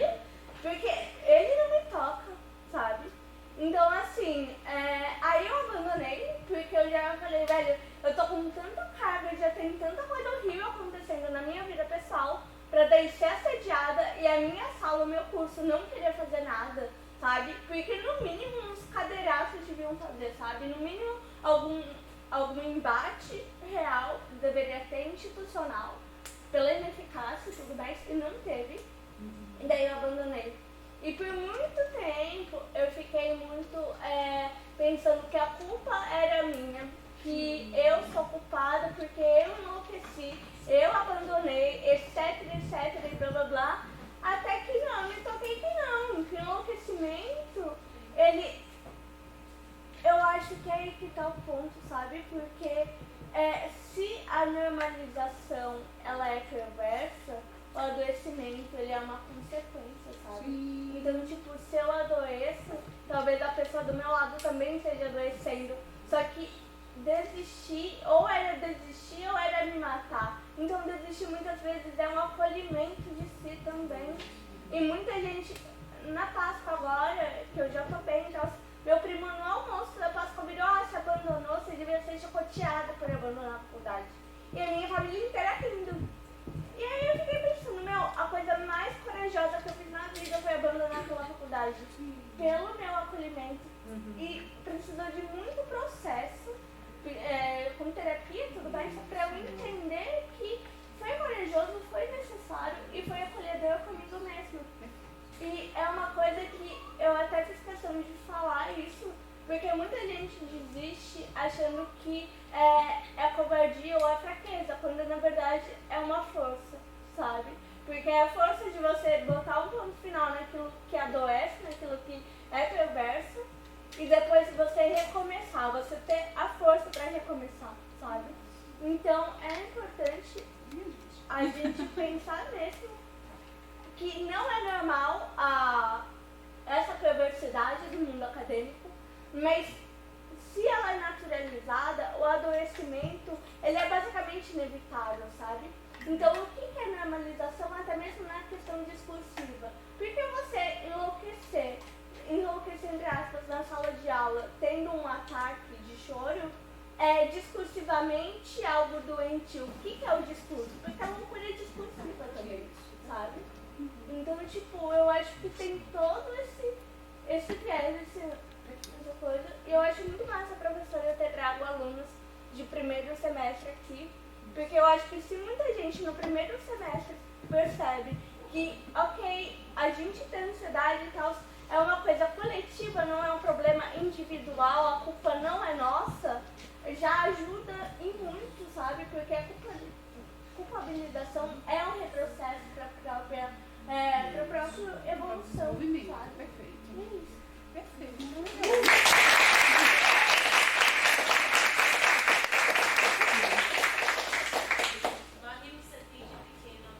Danada, viu?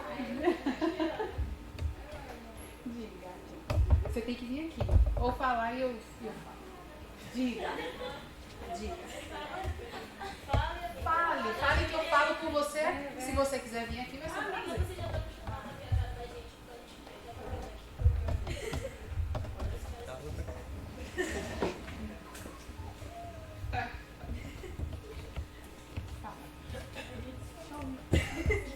Boa tarde. Eu sou a Olga. E aí, tipo, o meu questionamento é que quando a gente traz assim, essas questões da questão mental mesmo, a gente fala muito de picos, de crises e de coisas muito grandiosas. E aí eu fico me perguntando sobre qual é o parâmetro entre ser saudável e não ser, já que o não saudável é o normal e a gente não sabe quando é que tá bem e não tá, quando é que tá ok ser tratado de tal forma ou não tá. Então, por exemplo, como é que eu vou chegar pra alguém e dizer que essa pessoa precisa de ajuda enquanto ela não tá tendo nenhuma atitude de risco, e isso vai ser um gatilho para ela achar que a atitude dela é distoante, e aí gerar outros problemas, outras questões. E aí, como é delicado a gente precisar dar nome às coisas, precisar dar nome às crises, precisar dar nome às situações no geral, porque a partir do momento que a gente dá nome à individualidade da pessoa, dá nome, enfim, a todas essas questões, a gente exclui, a gente torna exótico, a gente, enfim.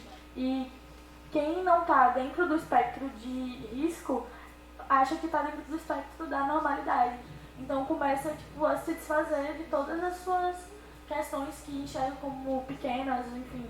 E aí isso gera inclusive as outras pessoas da turma de não irem atrás de se revoltar, porque mesmo que fosse abusivo para eles não tinham entendimento de ser abusivo porque eles estão dentro do espectro da normalidade. Então, como é que a gente entende o que é abusivo pra gente e o que é abusivo pro outro? Porque o que muda na realidade são os contextos, quando a violência é a mesma. Então, a gente vai sempre contar com o contexto da pessoa, sempre vai contar, enfim, para definir se uma atitude é doentia, se uma atitude é abusiva ou não. E aí fica muito difícil. Porque para alguém buscar ajuda, pelo menos falo por mim, pela minha história, para eu ir buscar ajuda com terapia, etc., eu precisei dar nome ao que eu estava sentindo. Enquanto eu não tinha nome, eu não achava que era necessário ir atrás. E aí, dar nome ao que uma pessoa sente, para ela sentir vontade de procurar ajuda, fazer ela precisar achar que é necessária ajuda, que ela não é, porque tem muito isso, assim, nossa, não é nem questão de loucura só, é questão de falta de autossuficiência. Quando você... Não, assim, falta de... Eu não consigo lidar sozinho com esse problema. E não necessariamente eu sou louco porque eu tenho um problema. E aí, enfim, trazer pra essa pessoa que ela não consegue lidar. Pelo menos comigo foi muito difícil. Quando eu tento trazer para as outras pessoas é muito difícil também. Porque as pessoas preferem se anestesiar. E o problema é quando o problema vem junto de outras coisas. E aí, isso não é nenhuma...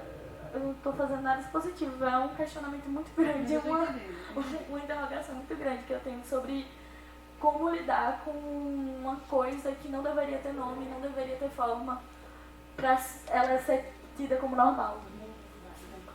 Para responder a você, eu vou falar de duas coisas. No âmbito da gente mesmo, eu acho que a palavra que me chega é legitimidade. Né? Quando a gente legitima coisas que são importantes para nós, a gente não precisa, a gente começa a dar os nossos nomes às coisas. E na medida em que eu dou o meu nome à coisa, eu valido aquilo como algo bom, como algo ruim para mim. E sendo bom, eu preciso de ajuda, eu preciso buscar suporte ou não para cuidar, né? E com relação ao outro, eu vou trazer uma palavra da professora, que é a empatia. Né? Eu acho que na medida em que a gente legitima coisas que são importantes em nós mesmos, a gente começa a legitimar o que pode ser importante para o outro também. Né? É uma coisa meio estranha. Quando você começa a ter um olhar muito particular, muito especial para si mesma, a sua lente de aumento e a sua sensibilidade para o outro aumenta consideravelmente. Né? Porque se a gente pensar, vamos dizer assim, friamente, quando a gente começa a focar na gente mesmo, parece que a gente vai ficar egoísta, né? Tipo, mas como que eu vou fazer isso? Eu não vou olhar para o outro? Será que eu vou ficar autossuficiente? Será que eu vou ficar agora só orientado para as minhas demandas? Mas é uma coisa bem paradoxal. Na medida em que você se autoriza e legitima dentro dos seus desejos, das suas possibilidades, dentro do que você concebe como certo e errado, você começa a olhar para o outro de uma forma completamente diferente. Entende? Então, essas duas palavrinhas, a partir do que você traz do seu discurso, né, me chegam como possibilidades, certo? Então, de você para você mesma, legitimar o que você sente, o que você deseja, o que você quer, o que você valida como certo, errado, o que é violência, o que não é, para você poder, inclusive, comunicar ao outro. Ei, não fala assim comigo não, que eu não gosto. Não me trata dessa forma não, que não é por aí. Né? E assim, é como? E é de que forma? Né? E você precisa, muitas vezes, dizer ao outro. Então, isso que você traz, para mim, me chega muito a questão da relação com o outro mesmo, da relação humana. Né? E que o ponto de partida de qualquer relação somos nós mesmos. Certo? Eu vou falar daqui mesmo, sou Maria Vitória. Tem certeza? Tenho uma opção. Não, mas dá pra ouvir. Então fala, ela é Maria Vitória. Se nem precisa. Vai, bicho, é maravilhosa. De dividir esse momento aqui com Esse você. negócio de lá, vocês pegaram muito pesado. Tá muito arrumadinha, né? Você tá linda.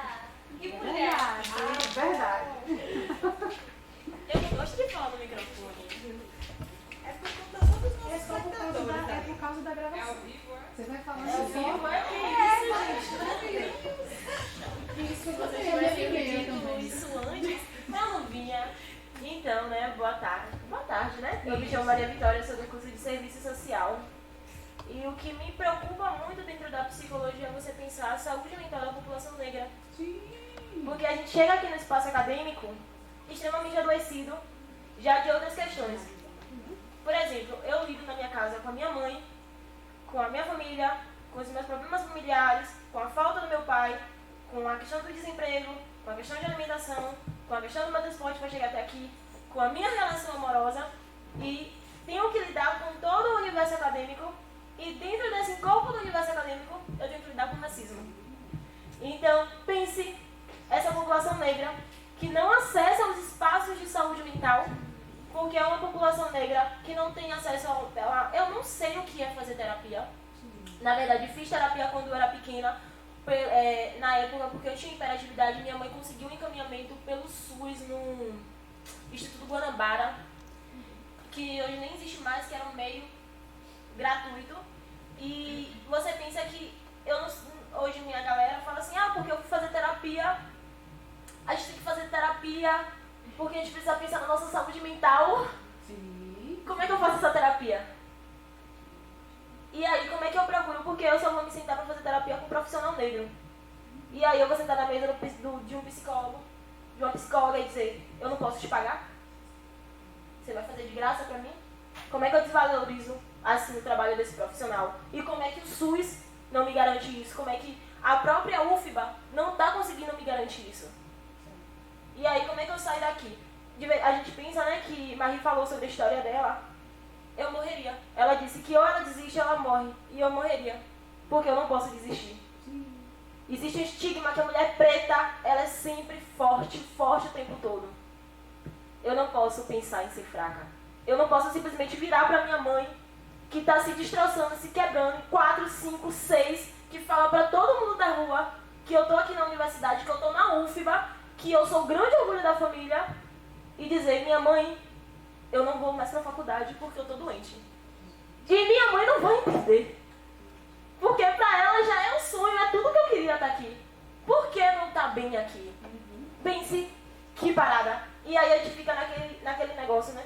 Poxa, eu não posso desapontar minha família, poxa, eu não posso perder. E ainda tem outra parada. Eu tenho que estar aqui e eu tenho que ser 2 vezes melhor. Então eu não posso estar aqui pra tirar 5 na média. Eu não posso estar aqui para dizer simplesmente, eu não vou para a faculdade hoje. Eu não tenho esse negócio de dizer, eu não posso, eu tenho que ir, eu tenho que ser a melhor aluna, eu preciso que todo mundo saiba que eu tenho que ser 2 vezes melhor. E isso é perverso. Meus amigos ali sabem, eles ficam falando, Vitória, você se cobra demais. Tô mentindo, gente. Você se cobra demais. Se eu tirar... mas você passou, mas eu não posso passar na média. Então, é adoecedor você pensar que você lida com tudo isso e com mais isso ainda. Então, eu morreria. E eu morro constantemente, eu venho morrendo. Porque, às vezes, eu penso, poxa, eu fui pro espaço acadêmico para aprender com todo aquele sonho. E aí você pega 6 disciplinas, você pega uma carga horária pesada para você, uma juventude negra, de escola pública, que não está acostumado com esse ambiente. E aí você para e você pensa, meu Deus, eu não estou nem mais aprendendo nada, eu só estou fazendo. Mas eu preciso aprender, porque eu não vou ter a oportunidade de voltar. Eu não posso pegar essa matéria no próximo semestre, porque eu tenho que me formar em 4 anos. E aí você começa a sentir que você não está aprendendo. E isso é preocupante. Então, ser pessoa preta dentro da universidade em contrapartida que é libertador, se matar. É a mesma coisa de você entrar na universidade, se matar. E a gente entra achando que vai ser libertador.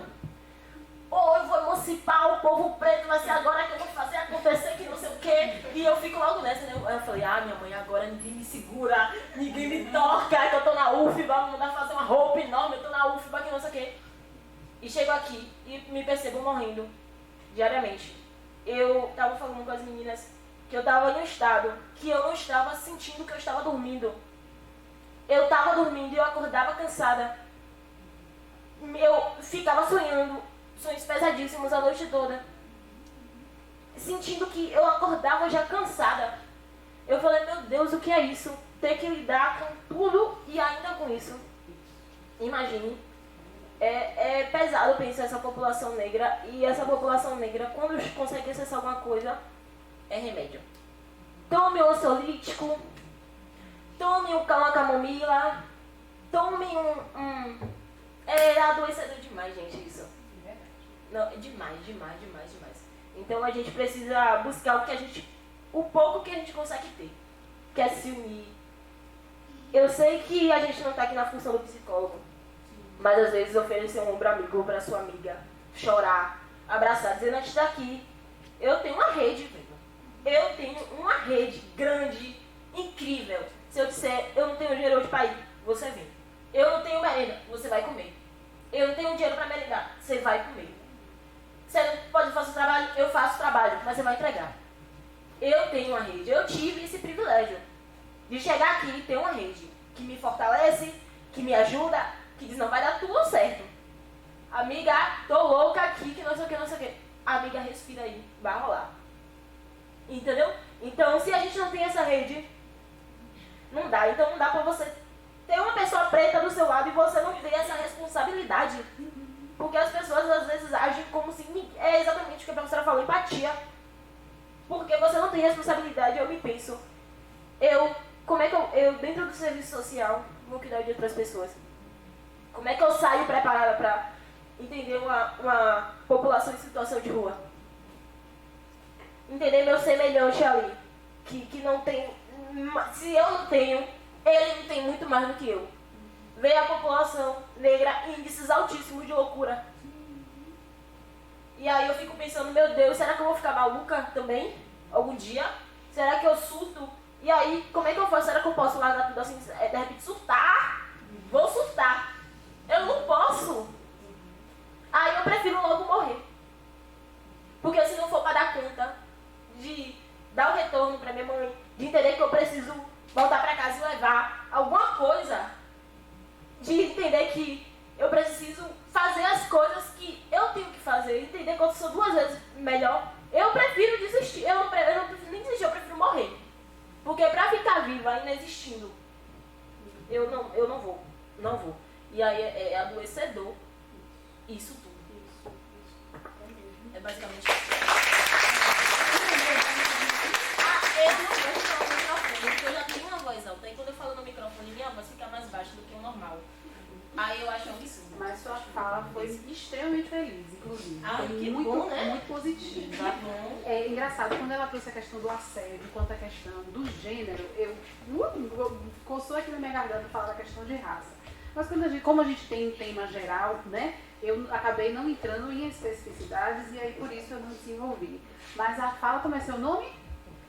A fala de, perdão, que eu esqueci, a fala de Maria Vitória é uma fala muito verdadeira, né? E é muito importante que dentro das ações de saúde mental que sejam desenvolvidas, a pessoa preta tenha um lugar muito especial, porque dentro da universidade, que historicamente é um espaço de poder branco, não é verdade? E existe um resgate muito importante para todas essas pessoas. E esse olhar para a pessoa preta dentro da universidade é crucial, é um mecanismo de sobrevivência das pessoas pretas. Ela trouxe o quê? Eu vou morrer, eu vou deixar de existir, eu vou virar, vou sumir na tela do mundo, não é verdade? Então, de alguma maneira, eu acho que a fala dela é muito feliz e é um apelo, né? Não sei se vocês ouvem, mas eu ouço claramente um apelo de eu quero ficar aqui, eu tenho uma vida a realizar. Eu tenho uma rede de apoio que de alguma maneira me dá um suporte e que eu preciso retroalimentar isso de alguma forma, né? E esse pedido de ajuda precisa ser ouvido, ser validado e ser devidamente acolhido, certo? Então, já que você está lá no serviço social, é bem importante que as pessoas, né, que as coordenações envolvidas lá, tenham essas ações específicas para os alunos negros. Eu acredito que assim, existem muitas particularidades de saúde mental voltadas para a população negra. Existem coisas que pessoas negras passaram, vivenciaram dentro das suas histórias de vida, que pessoas brancas não passaram, e, portanto, elas têm, sim, particularidades subjetivas que precisam de um outro lugar de escuta, e isso é indiscutível, certo? Então, essa fala que ela traz foi muito feliz, inclusive. Eu lhe agradeço, inclusive, enquanto mulher negra, né? Que passou por todos esses lugares, poder lhe ouvir.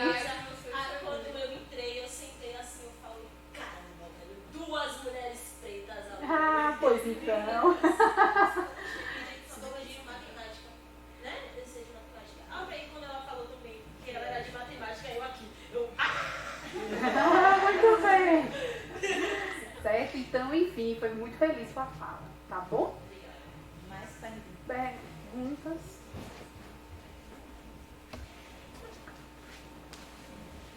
Mais perguntas, gente? Comentários, a gente já está aí, já está falando todos os horários possíveis. Mas alguém tem mais alguma coisa? Acho que as falas e as perguntas complementaram bastante a exposição de Liliana aqui. Então, se alguém tiver alguma pergunta curtinha ainda... Eu acho que eu tenho.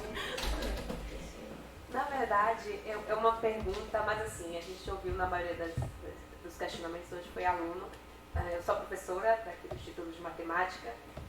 Até abril eu era aluna de doutorado, então tudo que você falou aí, eu digo, gente, por que não teve, né? E é como uma das meninas falaram, muita coisa a gente naturaliza.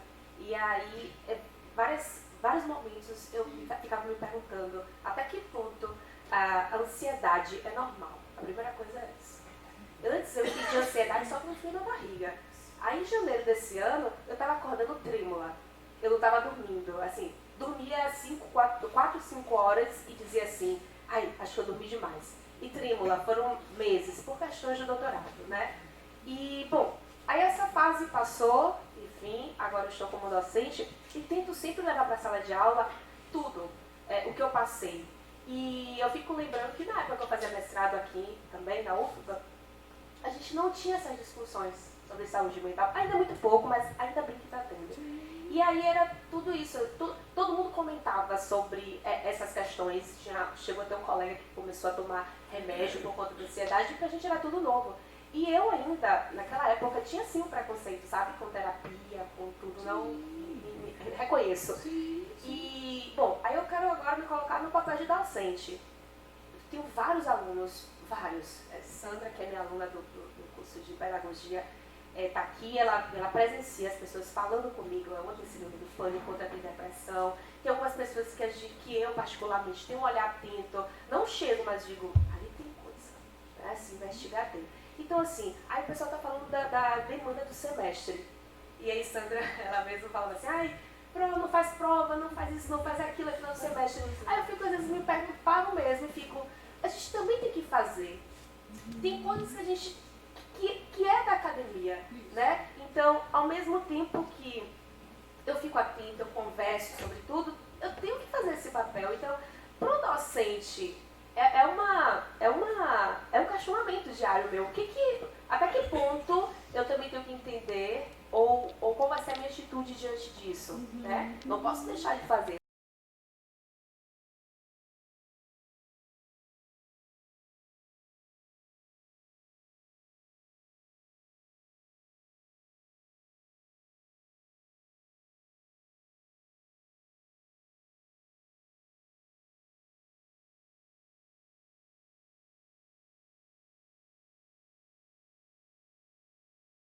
Outros, por outros motivos que também não falam. Então, assim, qual seria a minha atitude? Tá, essa pergunta é muito geral. Mas qual seria também o posicionamento do docente em relação a isso? Sabe? Porque eu tenho plena consciência, eu já fui aluna de graduação, mas no final de semestre aquele E eu tinha muitas palavras, e a gente naturaliza. É final de semestre, tem que ser assim. Isso, né? Perfeito. Enfim, é isso. Ok, eu vou lhe falar do lugar de quem também já esteve do lado do docente, certo?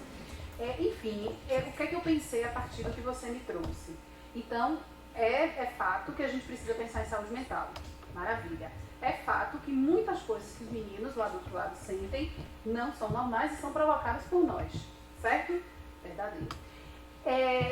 O que me veio a partir do que você me trouxe o professor precisa cumprir a tabela dele, sim. A gente precisa cumprir as nossas funções, inclusive não só a função no sentido de educar, mas propriamente de cumprir algumas normas institucionais. Tem que ter teste, tem que ter prova, é o nosso sistema de ensino que ainda funciona dessa forma, e a gente também precisa dançar conforme a música.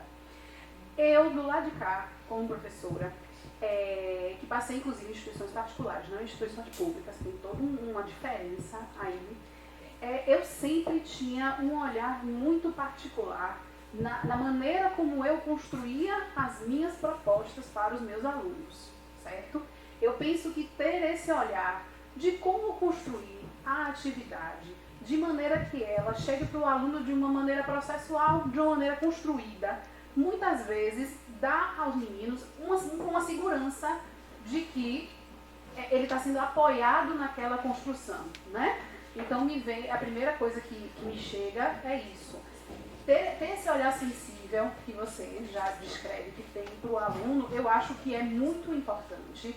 E os que não acompanham, eu, em geral, chegava e perguntava: o que está acontecendo que você não está acompanhando? Né? Você precisa da minha ajuda para conseguir acompanhar isso de alguma forma? Qual é a ajuda? Qual é a dificuldade que você está tendo? Então, o professor que tem esse olhar sensível e esse comprometimento com o processo educativo, que eu acredito certamente que você tem, anotou a sua pergunta no sentido de, Liliane, e aí eu preciso fazer meu negócio, como é que eu vou fazer? Né? Mas assim, entender também que, como eu trouxe na palestra, o fenômeno do adoecimento, ele é multideterminado. Então existem muitas variáveis. Sim, a faculdade pode ser um gatilho, como muitas pessoas falaram, e é uma palavra bem recorrente hoje, né? A faculdade pode ser um gatilho, eu acho que nessa engrenagem é que a gente entra e que a gente precisa ter esse olhar particular para cada um dos nossos alunos, não é? Então nem sempre isso é possível. Então eu digo que toda relação é de corresponsabilidade. Da mesma forma que cabe aos alunos dar esse feedback constante ao professor, cabe aos professores também ter esse olhar para o aluno, não é? Então, enfim, construir o processo avaliativo semanalmente, para não chegar no final do semestre estar todo mundo desesperado, enfim, tinha algumas coisas assim que eu acabava fazendo em sala de aula que funcionavam, mas que, é claro, depende de cada contexto, depende de cada disciplina, depende de tantas outras variáveis, né? Mas eu sinto que um processo co-construído faz com que eles se sintam mais apoiados, né? É diferente, por exemplo, que tenha o teste, que tenha a prova, mas que ela seja consequência de um processo de avaliação construído previamente, por exemplo, né? Porque sim, tem que ter esse momento, mas, por exemplo, eu acho que eles se sentem muito mais perdidos com o assunto da prova é esse, e se vira e estuda e que vai, não sei como é que vai ser. Né? Mas, enfim, criar recursos que eles possam ir se sentindo seguros nesse processo da construção do conhecimento, estudo dirigido, seminário. Existem algumas coisas que podem ser feitas, penso eu, dentro desse que já passei também por esse lugar. Eu estou temporariamente afastada desse lugar da docência, né? Mas assim, que dentro da minha experiência funcionaram muito, né? Tem um olhar sensível para a linguagem deles. Eu me lembro que teve uma disciplina que eu dei, que eu criei uma página numa rede social para falar sobre desenvolvimento da adolescência. E foi um negócio assim que entrou na linguagem do grupo, eu ex-aluno inclusive ali, de neuropsicologia, enfim. E aí, dentro das nossas aulas super criativas, na verdade, e assim, criar uma dinâmica, e era sexta-feira de noite a turma dele. Era um negócio assim que eu te dizia, meu Deus, eu tenho que capturar essa turma.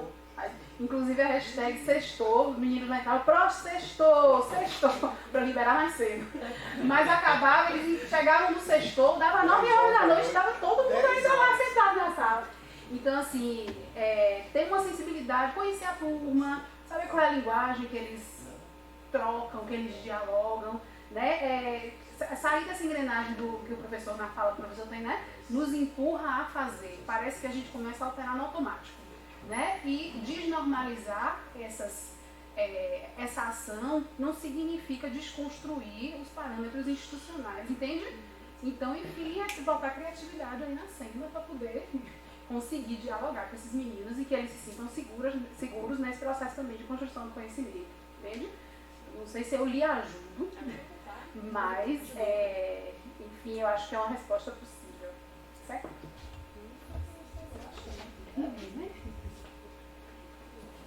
Acho que não temos mais tempo para pergunta, já vai dar quase 6 horas, né? Nossa Senhora! Enfim. Fiquei feliz, eu gosto inclusive da proposta da roda de conversa, às vezes acho bem produtiva, não é porque a palestra parece que eu estou aqui sabendo tudo, né? O canal que tem um vídeo. Então, acho que nós vamos finalizar. Enfim, eu só queria, fiquei bastante triste que Maria Vitória foi embora, que eu ia falar para ela, né, que a proposta veio de uma mulher preta, atualmente coordenadora do programa de mestrado em matemática, enfim. Eu acho que a gente tem que tentar propagar isso.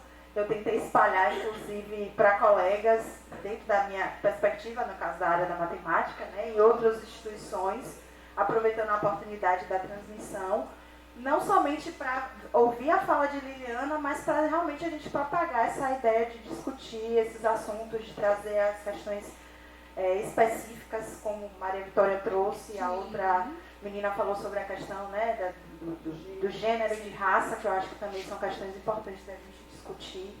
Trazer também a perspectiva do estudante, a perspectiva do docente, porque no fundo estamos todos adoecendo dentro dessa engrenagem, dessa estrutura. Então eu fiquei realmente triste, espero que de repente ela assista. Enfim, só passar aí o que o pessoal me disse, a palestra vai ficar gravada no canal do Instituto de Matemática, do IME UFBA, no YouTube. A partir de amanhã? Já tá? Já? Pronto. Então vocês podem passar para os colegas assistirem, enfim. E agradecer a plateia pelas perguntas, pela discussão que a gente teve. E agradecer mais uma vez a Liliana por ter aceitado a proposta, por ter vindo aqui discutir, trazer aí uma palestra realmente que foi muito produtiva, né? Tanto na exposição dela quanto, de fato, na interação com a plateia. E agradecer, pedir palmas muito fortes, porque eu vou pedir...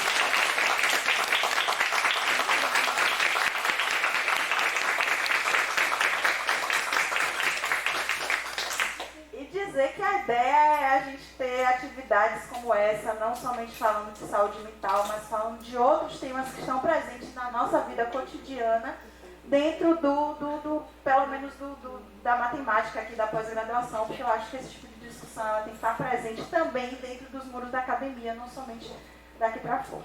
Bom? Obrigada.